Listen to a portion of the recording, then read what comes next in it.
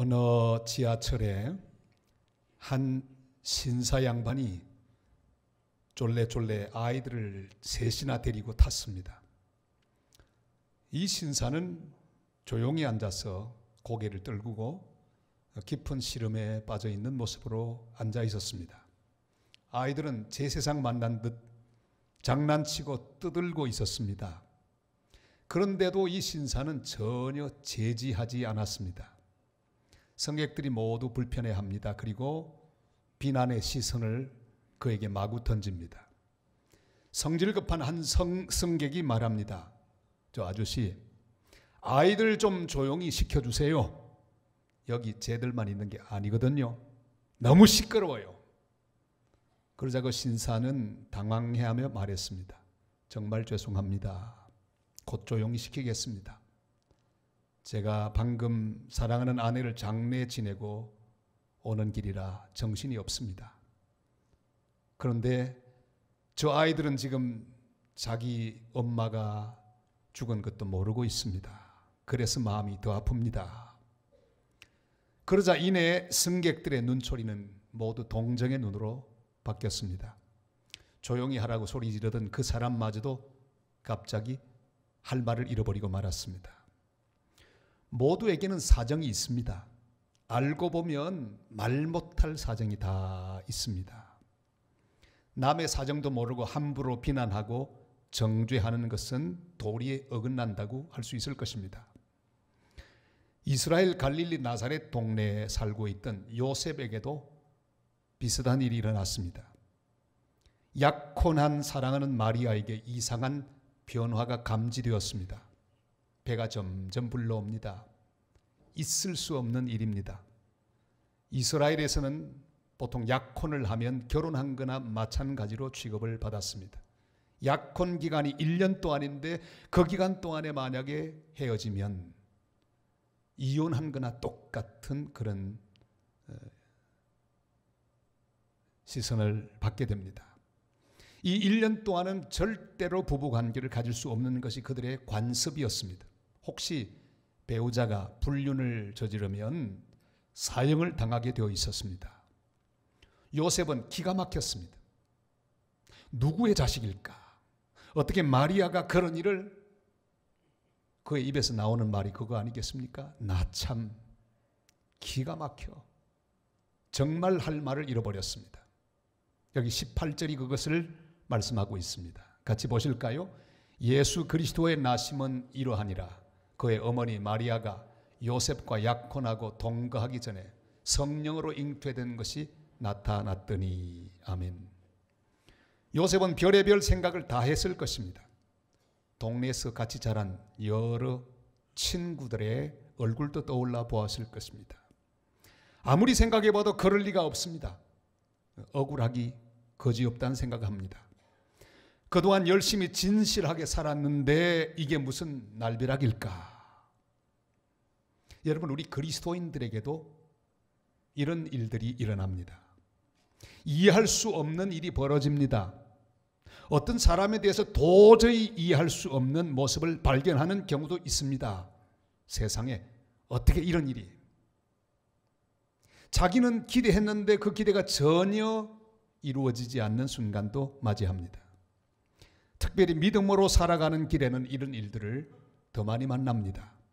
이런 이해할 수 없는 사건 앞에서 우리가 취할 자세는 무엇입니까?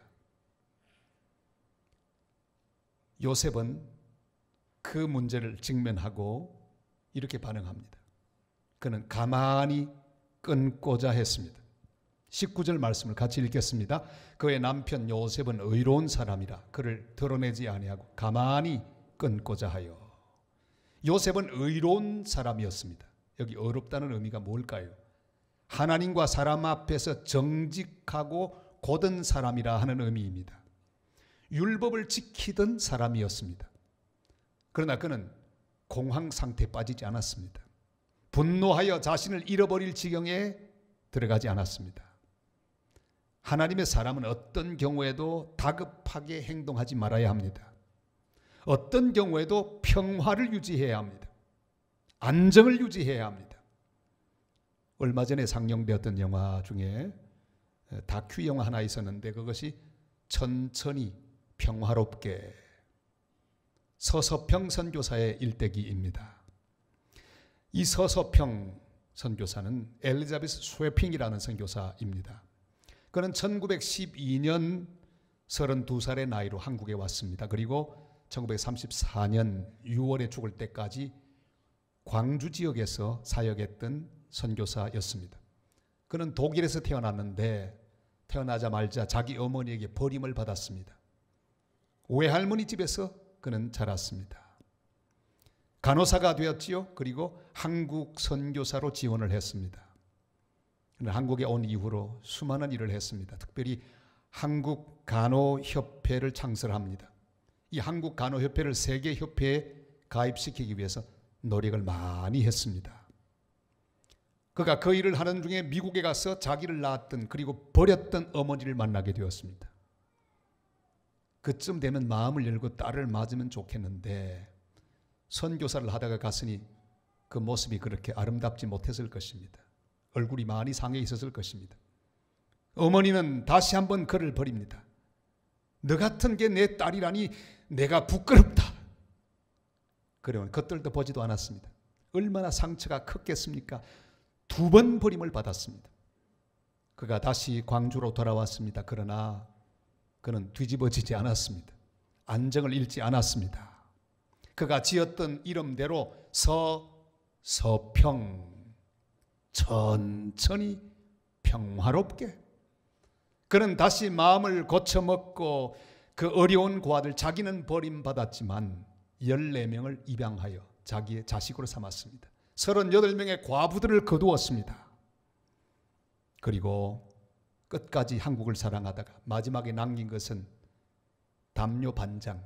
왜냐하면 반장은 이미 살아있을 때 잘라가지고 다리 밑 거지들에게 주었기 때문이죠. 동전 몇 푼 남기고 죽었습니다. 그는 서서히 천천히 평화롭게 사역을 했습니다. 여러분, 요셉처럼 천천히 내 인생의 문제들을 바라보시기를 바랍니다. 아무리 화가 나도 평화를 잃어버리면 곤란합니다. 홧김에 일을 저지르면 안 됩니다. 가만히 평화를 유지하는 것이 내 삶의 원칙이 되어야 합니다. 요셉이 그런 사람입니다. 마리아의 불러가는 배를 보고 소문내지 않으려 했습니다. 왜냐하면 자기가 소문내면 사랑하는 여인 마리아가 사형을 당할 수도 있고 평생 수치 가운데 살 수 있다는 사실을 알았기 때문입니다. 요셉은 천천히 평화롭게 그 사건을 마주대합니다. 그는 가만히 끊어버리려고 생각했습니다. 그런데 이 본뇌 가운데 있던 요셉에게 하나님 말씀이 임했습니다. 다윗의 자손 요셉아, 이런 음성이었습니다. 20절 말씀 다시 읽습니다. 이 일을 생각할 때 주의 사자가 현몽하여 이르되 다윗의 자손 요셉아, 내 아내 마리아 데려오기를 무서워하지 말라. 그에게 잉태된 자는 성령으로 된 것이라. 아멘. 요셉은 가난했습니다. 직업은 목수일 뿐이었습니다. 명성도 없었습니다. 삶의 존재감도 그에게는 없었습니다. 그저 힘없는 갈릴리 나사렛의 목수였을 뿐입니다. 그러나 다윗의 자손 요셉아 이렇게 부르는 한마디가 그의 가슴을 열어주었습니다. 눈을 열어주었습니다. 다윗의 자손 예수 그리스도를 탄생시킬 중요한 인물임을 깨닫게 되었습니다. 하나님이 특별히 택하셔서 부르신 존재라고 하는 말씀입니다. 그러니 함부로 급하게 기분대로 처리하면 안 됩니다. 보통 사람이 아니기 때문입니다. 다윗의 자손 예수 그리스도의 구원을 이룰 놀라운 그리스도를 잉태하고 탄생시킬 그런 사명을 가지고 선택받은 존재라는 사실을 그는 알게 되었습니다. 예수님 때문에 위대한 사람이 되었다는 사실을 알게 되었습니다. 어떤 의미에서 우리는 예수님 때문에 거룩하게 되고 위대해지고 행복해진 사람들입니다. 예수님 때문에 그 어떤 사람도 포기하지 말아야 합니다. 어떤 상황 가운데서도 자포자기하지 말아야 합니다. 우리의 소망이 되시는 다윗의 자손 예수 그리스도의 사람들이기 때문입니다. 예수님 때문에 소망이 생겼고 예수님 때문에 평화를 누리고 예수님 때문에 살아갈 용기가 생긴 사람들입니다. 예수님 때문에 존귀한 신분의 사람이 되었고 예수님 때문에 보배롭고 존귀한 사람이 되었습니다. 우리는 하나님의 은혜로 이 거룩한 혈통을 잇는 하나님의 자녀가 되었습니다. 이사야 43장 4절이 이렇게 말씀하죠. 다 같이요. 네가 내 눈에 보배롭고 존귀하며 내가 너를 사랑하였은즉 내가 네 대신 사람들을 내어주오 백성들이 내 생명을 대신하리니. 아멘. 주님은 우리를 보배롭고 존귀하게 여기십니다.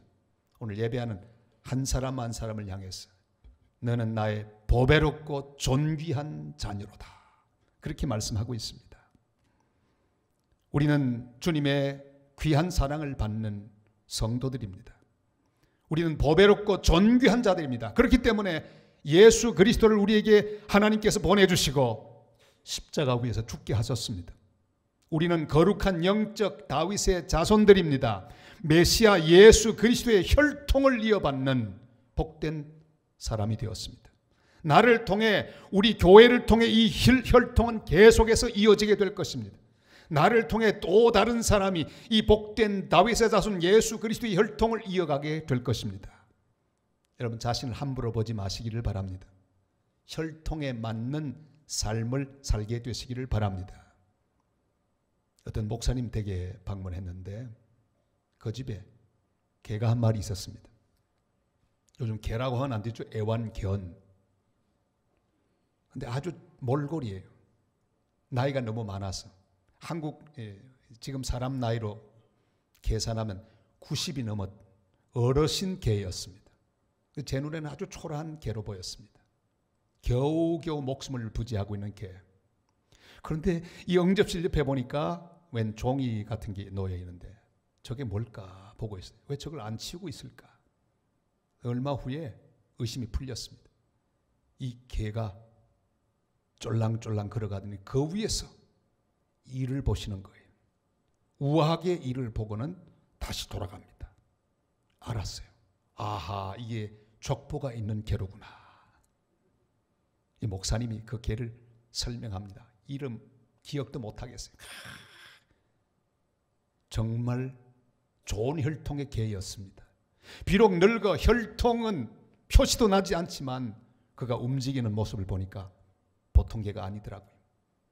대소변을 가리는 개, 훈련 잘 받은 개였습니다. 사랑하는 여러분, 개도 뼈대에 있는 개는 볼일을 잘 가려봅니다. 여러분, 하물며 하나님의 사람이겠습니까?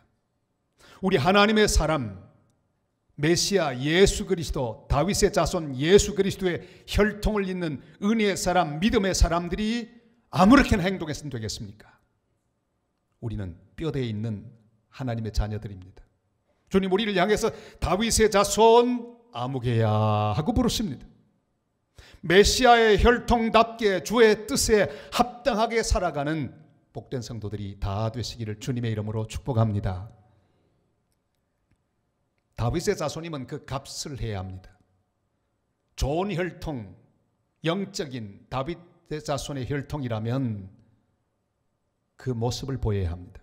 가장 중요한 것은 바로 순종입니다. 요셉에게 주시는 말씀이 있습니다. 마리아를 데려오기를 두려워하지 말라, 그렇게 말씀하고 있습니다. 20절을 다시 한번 더 봅니다. 이 일을 생각할 때 주의 사자가 현몽하여 이르되 다윗의 자손 요셉아, 네 안에 마리아 데려오기를 무서워하지 말라. 그에게 잉태된 자는 성령으로 된 것이라. 아멘. 다윗의 자손은 주님이 받아들이라고 하는 것은 받아들여야 합니다. 주님이 하라고 하는 것을 해야 합니다. 바울도 그의 마음에는 아시아로 전도하러 가기 원했지만 우리 주님의 명령을 따라서 그는 유럽 쪽으로 갔습니다. 주님이 마게도니아 환상을 그에게 보여주셨기 때문입니다. 그래서 마게도니아로 갔습니다. 거기서 위대한 전도의 열매를 맺고 전 세계를 복음화시키는 그런 출발이 바로 거기서 이루어지지 않았겠습니까? 빌립도 가기 싫었습니다. 그러나 예루살렘에서 가사로 가는 길로 가라고 하는 명령을 듣고 순종했습니다. 그리고 갔습니다. 그랬더니 광야에서 에티오피아 간닥의 내시를 만납니다. 복음을 전했습니다. 한 나라 전체가 복음화되는 놀라운 열매를 맺었습니다. 베드로 역시도 이방인에게 복음 전하는 것 싫어했습니다. 오직 유대인만 구원받는다고 생각했습니다. 그러나 하나님이 그에게 새로운 비전을 보여주십니다. 더러운 것이 가득 찬 보자기 환상을 보이시고 먹으라고 말할 때 주님, 난 더러운 거 못 먹습니다. 주님 말씀합니다. 내가 깨끗하다고 한 것을 네가 왜 더럽다고 하느냐. 바로 그때 이방인 고넬료가 보낸 사람이 문 앞에 도착합니다. 문을 열었습니다. 그를 영접합니다. 그리고 고넬료에게 가서 말씀을 전하고 세례를 베풀고 그도 하나님의 자녀가 되고 거룩한 혈통에 이어진 사실을 확인할 수가 있었습니다. 사랑하는 여러분, 주님이 용납하라고 하는 사람을 용납해야 합니다. 우린 가끔 이런 기도를 하죠. 주님, 저 사람 올 때 어떻게 할까요? 저 사람 미워 죽겠어요. 되게 믿거든. 그렇게 기도하십시오. 주님, 나 저 사람 미워서 죽겠습니다. 그리고 주님이 어떻게 말씀하시나 들어보세요. 주님 말씀합니다. 너는 미워해도 나는 저 사람 사랑한다. 그러니 너도 사랑하라. 사랑하는 여러분, 이런저런 이유 때문에 귀중한 사람을 놓칠 수 있습니다. 한 사람 한 사람이 얼마나 귀한 사람인지 모릅니다. 함부로 잘라버리지 마시기를 바랍니다. 어느 의과대학에서 교수가 강의를 하다가 학생들에게 물었습니다. 여러분, 한 부부가 있었는데 남편은 중병에 걸렸고 아내는 심한 폐결핵에 걸렸습니다. 그 가정에 아이가 셋 있었는데 한 아이는 며칠 전에 죽었고 남은 세 아이도 모두 결핵에 걸려서 누워있어 살아날 가망이 전혀 없습니다. 그런데 그 심한 결핵에 걸려있는 부인이 임신했습니다. 어떻게 하면 좋겠습니까? 한 학생 손을 들었습니다. 교수님, 두말할 것 없이 그 낙태시켜야죠. 학생은 지금 음악의 성자, 그 위대한 베토벤을 금방 죽여버렸네. 사실 그랬습니다. 5번째로 태어난 바로 그 아기가 베토벤이 되었습니다. 여러분, 아무리 천천히 생각하고 평화롭게 한다고 해도 끊으면 곤란합니다. 포기하면 안 됩니다. 문을 닫으면 안 됩니다. 어떤 사람도 포기하면 안 됩니다. 끊어버리면 안 됩니다. 만약에 요셉이 마리아를 포기하고 끊어버렸다면 어떻게 됐을까요? 우리가 받은 구원, 우리가 누릴 수 없습니다. 예수님도 함께 끊어버리는 결과가 되기 때문입니다. 그 소문이 퍼져 마리아는 돌에 맞아 죽을 수도 있는 그런 위험 속에 들어가게 될 것을 우리는 기억합니다. 그 사람 속에 어떤 가능성이 있는지 오직 하나님만 아십니다. 주님이 용납하라는 사람을 용납하시기를 바랍니다. 주님이 데려오라고 하는 사람을 데려오시기를 바랍니다. 내 마음에 맞지 않아도 용납하시기를 바랍니다. 받아들이시기를 바랍니다. 감옥에 있던 바울에게 하루는 한 사람이 왔습니다. 예수를 잘 믿는 부자였던 빌레몬의 집에서 종으로 있던 오네시모, 주인의 돈을 훔쳐서 도망갔다가 바울 사도를 찾아왔던 사람입니다. 바울을 통해서 복음을 듣고 그는 회심하고 예수 믿는 사람이 되었습니다. 그리고 바울은 빌레몬에게 편지를 씁니다. 그 편지가 바로 빌레몬서입니다. 이렇게 씁니다. 17절 18절 말씀 다 같이요. 그러므로 네가 나를 동역자로 알진대 그를 영접하기를 내게 하듯 하고 그가 만일 네게 불의를 하였거나 네게 빚진 것이 있으면 그것을 내 앞으로 계산하라. 내 앞으로 계산하라. 내게 달아주면 내가 갚겠다 그 말이죠. 제가 생각해 보니까 바울 사도는 그 빚을 못 갚았던 것 같아요. 천국 가면 꼭 한번 물어보십시오. 선생님 그때 갚겠다고 갚았습니까? 아마 시간이 없어서 못 갚았을 거예요. 여러분, 여기 중요한 메시지가 들어있습니다. 주님은 우리에게 부탁합니다. 그 사람이 네게 잘못한 일 내가 십자가 위에서 다 갚았다. 네가 나를 영접해서 다윗의 자손이 되었는데 나를 영접하듯이 그도 영접해라. 내가 너를 용서했듯이 너도 그를 용서하라. 주님은 그렇게 우리에게 부탁하고 계십니다. 요즘 들어 한국의 바울이라고 그렇게 칭함을 받는 한 분이 계십니다. 울산대학교 이정훈 교수님입니다. 이분인데요. 그는 기독교를 미워해서 기독교 박멸운동에 앞장섰던 사람이죠. 종자연이라고 불리는 종교자유연구소의 연구위원이었어요. 온갖 핍박과 모략을 다 펼쳐서 기독교를 괴롭히며 또한 핍박자로 그렇게 명성을 떨쳤습니다. 그는 불교 스님으로 군승이 되기도 했습니다. 영국 유학을 갔다 온 법학 박사이십니다.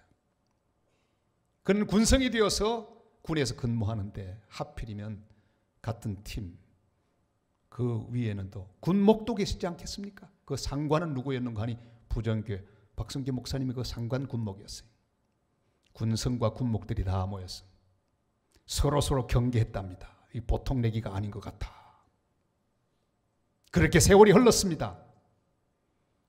그러다가 이 교수님은 기독교 박멸하기 위해서 기독교를 더 잘 알아야 되기 때문에 기독교 TV를 항상 봅니다. 어떤 목사님이 설교하는데 자기가 비방하기 시작했습니다. 막 욕을 하기 시작했습니다. 한참 욕을 하는데 온몸이 굳어졌어요. 꼼짝하지 못하고 굳어졌습니다. 죽을 것만 같았습니다. 그럼 무릎을 꿇고 주님 예수 그리스도를 영접합니다. 그 인생은 그렇게 극적으로 바뀌어지고 회심하고 그때부터는 옹호자가 되었습니다. 강력하게 동성애를 반대하고 또 교회를 비방하는 세력들을 향한 강력한 스피커로 쓰임을 받고 있습니다. 지금 다니는 교회가 어디냐?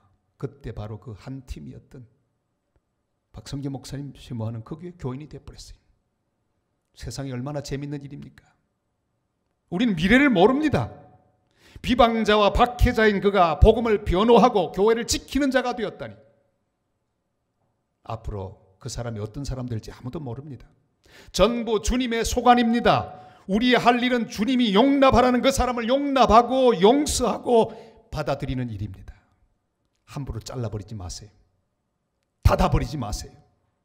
사랑하는 성도 여러분, 우리를 향해 주님께서 말씀하십니다. 다윗의 자손 아무개야, 마음에 들지 않는다고 이해할 수 없다고 끊으려 하지 말거라. 지금 내가 그 사람을 통해 큰 일을 준비하고 있으니 너는 그를 용납하거라, 받아들이거라, 용서하거라, 영접하거라. 내가 너를 용서하고 받아들였어. 네가 다윗의 자손 된 것처럼 너도 그를 용납하고 받아들여라. 다윗의 자손 성도 여러분, 어떤 경우에도 끊고자 하지 마시기를 바랍니다. 포기하거나 절망하지 마시기를 바랍니다. 주님이 나를 받으신 것처럼 그를 받아들이시기를 바랍니다. 주님이 나를 용서하신 것처럼 그를 용서하시기를 바랍니다.